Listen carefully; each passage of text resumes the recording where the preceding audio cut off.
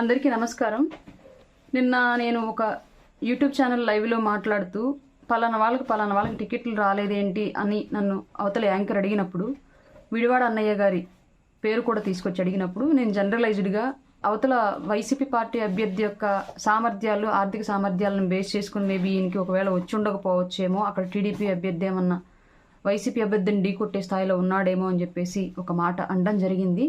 దీని మూలంగా విడివాడ అన్నయ్య గారు అలాగే ఆయన వెనకాల ఉన్నటువంటి అనుచరులు, జనసైనికులు బాధపడ్డారని చెప్పేసి నా దృష్టికి వచ్చింది. నిన్నటి నుంచి నన్ను నాన్ స్టాప్గా ఫోన్లు చేసి అడుగుతూనే ఉన్నారు. నేను దానికి సంబంధించి వివరణ ఇచ్చుకుంటూనే ఉన్నాను. నేను ఫైనల్గా అన్నయ్యకి కాల్ చేసి నా మాట వల్ల కనుక బాధపడి ఉంటే సారీ అని కూడా చెప్పడం జరిగింది. కానీ నేను లైవ్లో మాట్లాడిన మాట ఆయనకు బాధపడింది కాబట్టి పర్సనల్గా ఫోన్ చేసి సారీ చెప్పడం అనేది నాకు అంత సమంజసమైన విషయం కూడా అనిపించలేదు. అందుకే నేను డైరెక్ట్గానే ఈ విషయాన్ని మళ్ళీ లైవ్లో వీడియో ద్వారానే చెప్తూ ఉన్నాను.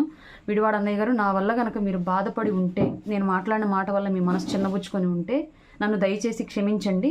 నేను మీ చెల్లినే అప్పటికీ. నేను ఎప్పుడు పార్టీలో ఎవరిని కించపరిచేలాగా మాట్లాడిన అందరికీ సపోర్ట్గా ఉంటాను, మీకు తెలుసు. ఓపెన్గా ఒక విషయం అడిగినప్పుడు దాన్ని ఎలాగా చెప్పాలి అన్న కాన్సెప్ట్లో నేను దాన్ని అలా చెప్పడం జరిగింది. ఏది ఏమైనా మీకు బాధ కలిగి ఉంటే మాత్రం డెఫినెట్గా క్షమించండి నన్ను. మీ చెల్లిగా ఎప్పుడు మిమ్మల్ని ఓపెన్గా క్షమాపణ అడగడాన్ని నేను ఏమాత్రం చిన్నబుచ్చుకోను.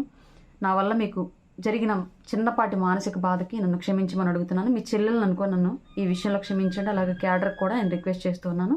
నేను వాంటెడ్గా ఎప్పుడు ఎవరిని ఇబ్బంది పెట్టను, ఎవరిని బాధ పెట్టను. ఇది నాకు అనుకోకుండా కనుక జరిగి దానివల్ల బాధపడి ఉంటే మాత్రం నన్ను క్షమించండి. మీరు కూడా మీ చెల్లెలను అనుకుని నన్ను క్షమించండి.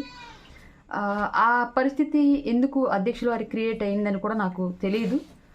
దానికి కూడా నేను చాలా బాధపడుతున్నాను. అంతమంది ముందు ఓపెన్గా హామీ ఇచ్చి మళ్ళీ ఆ నిర్ణయం తీసుకోగలిగారంటే ఏం జరిగింది అనేది ఎవరికి తెలియని విషయం కాబట్టి, అక్కడ పార్టీని డిపెండ్ చేసుకోవాల్సిన బాధ్యత అధికార ప్రతినిధిగా నాకు ఉంది కాబట్టి అందులో భాగంగా నేను మాట్లాడడం జరిగింది.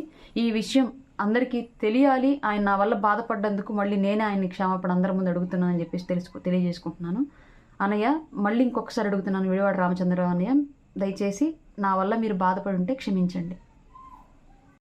ఇప్పుడు ఆపరేషన్ లేకుండానే మోకాళ్లకు ప్లాస్మా ట్రీట్మెంట్. మీ ఆర్థోపెటిక్ సమస్యలన్నిటికీ రోబోటిక్ టెక్నాలజీ ద్వారా తక్కువ ఖర్చుతో శాశ్వత పరిష్కారం. ఫ్రీ కన్సల్టేషన్, ప్రతి ట్రీట్మెంట్ పై 20% డిస్కౌంట్. ఈ ఆఫర్ కొద్ది రోజులు మాత్రమే. త్వరపడండి. V9 hospitals 9281465842.